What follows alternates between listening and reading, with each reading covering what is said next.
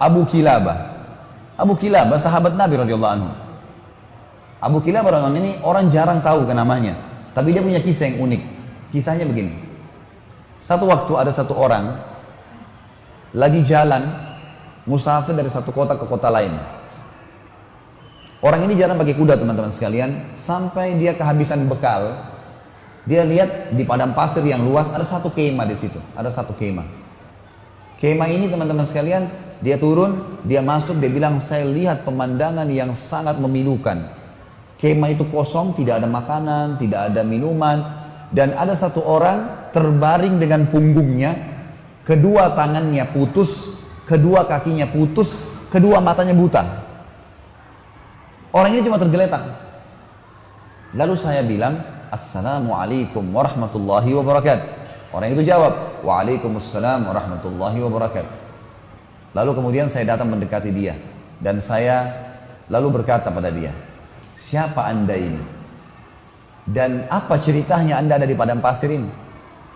Kata dia, saya salah satu hamba Allah. Kata orang yang sedang lumpuh dan matanya buta, saya salah satu hamba Allah gitu. Lalu ditanya kembali, kamu siapa?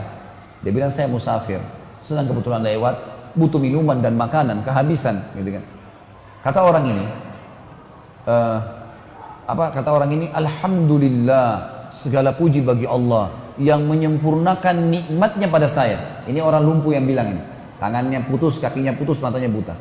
Kata orang yang datang ini bilang, wahai Tuhan, apa yang membuat anda bersyukur kepada Allah? Apa yang anda syukurin? Nikmat apa yang sedang ada? Kemahnya kosong, gak ada orang, gak ada makanan, gak ada minum, lumpuh semua. Maka dia bilang, diamlah wahai anak muda.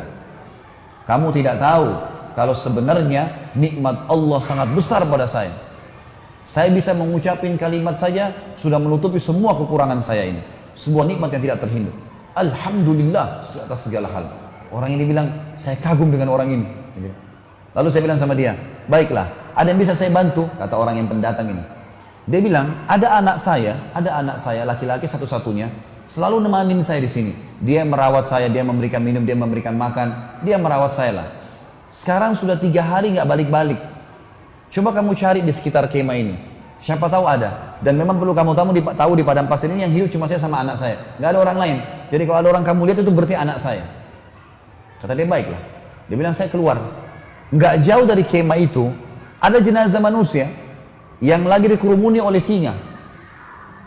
Lalu saya bilang, pasti ini anaknya, tapi sudah mati, lagi dicabit-cabitin dagingnya oleh singa. Lalu saya kembali, saya bingung gimana caranya menjelaskan kepada orang ini. Dia sendiri susah, hidupnya di padang pasir sendirian, lumpuh, dan anaknya dimakan singa.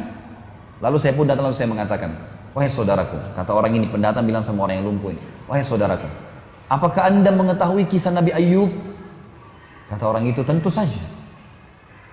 Apakah bisa anda ceritakan kepada saya sedikit tentang dia? Kata orang itu, Ayub alaihissalam, orang yang tidak bisa dinilai kesabarannya. Orang yang dicoba sama Allah 20 tahun dengan penyakit, 20 tahun dengan mati semua anaknya 12 laki-laki, 20 tahun dengan penyakit kusta, sehingga ditinggal oleh kaumnya. Hartanya semuanya habis, 20 tahun miskin.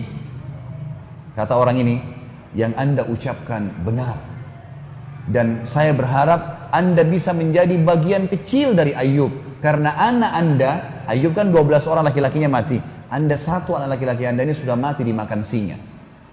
Kata dia, saya mungkin berpikir orang ini akan menangis. Dia senyum, lalu dia mengatakan, Alhamdulillah yang telah membuat anak saya mendahului saya ke surga. Kata orang itu, Alhamdulillah yang membuat anak saya, kata yang pendatang ini, kok bisa anda bilang begitu? Dia bilang, anak saya ini sangat bakti dengan saya. Menurut teori syariah, ya kalau bahasa sekarang, kalau dia bilang, menurut pemahaman agama yang jelas, yang saya yakini, kalau anak soleh, dia sholat, dia jaga ibadahnya sama Allah, bakti dengan orang tuanya, masuk surga. Anak saya begitu, saya yakin dia akan masuk surga. Baiklah. Kata orang pendatang ini, tiba-tiba saja orang yang lumpuh ini bilang, Asyhadu an la ilaha illallah wa anna Muhammad Rasulullah, meninggal dunia. Mati nih si lumpuh nih. Orang ini bilang, innalillahi wa inna ilaihi raji'un. Saya kehabisan bekal, kehabisan makanan, temu lagi orang seperti ini dan mati. Apa yang harus saya lakukan nih? Gitu kan. Dia bilang, saya keluar dari kemah, nyari informasi, ada siapa nih yang bisa saya minta tolong?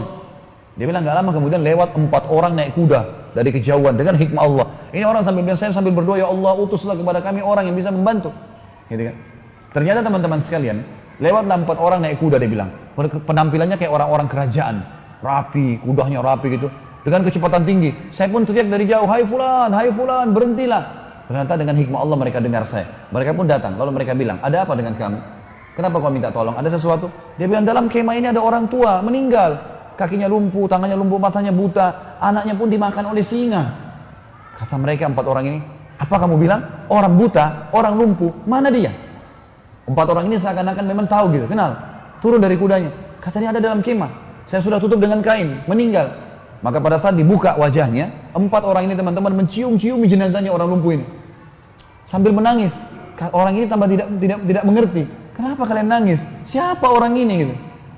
Kata 4 orang itu, kau nggak kenal siapa orang ini? Dia bilang tidak. Ini Abu Kilab al-Jurumi. Ini sahabat Nabi. Satu-satunya sahabat Nabi masih hidup sekarang, ini orangnya. Dia sudah lama kami cari karena disuruh oleh raja untuk jadi hakim. Dia larikan diri karena tidak mau jadi hakim. Dia sampai tinggal di padang pasir. Dan ini orangnya. Ini orang terkenal dengan kesolehannya. Doanya mustajab. Gitu. Maka anak muda ini pun menangis sambil mengatakan, Alhamdulillah yang telah mempertemukan saya dengan orang soleh ini, sehingga saya bisa melihat salah satu sahabat Nabi SAW, dan akhirnya saya bisa belajar dari dia. Tapi pelajaran kita teman-teman, bagaimana Abu Kilabah dengan kenal Tuhannya, tahu kalau cobaan dunia hanya di dunia. Kalau ada orang lahir di muka bumi teman-teman, sebagai orang beriman harus yakin ini ya. Lahir, matanya buta, tangannya dua-dua putus, kakinya dua-dua putus pun, lumpuh total, lahir di muka bumi. Ini hanya sifatnya duniawi. Pada saat dibangkitkan hari kiamat nanti, karena jasadnya akan dimakan oleh tanah. Dibangkitkan hari kiamat, nggak ada lumpuh, nggak ada cacat, fisik baru.